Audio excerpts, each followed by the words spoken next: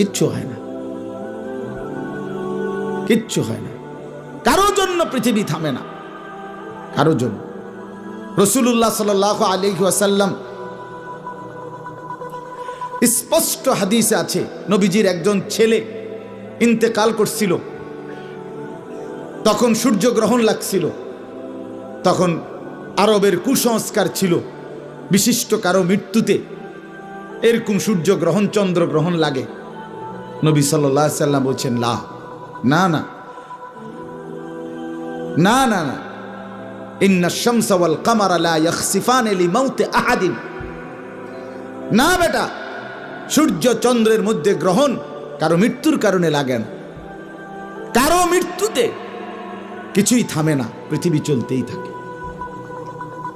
পৃথিবী চলতেই থাকে, চাই সেটা নবীর সন্তান হোক,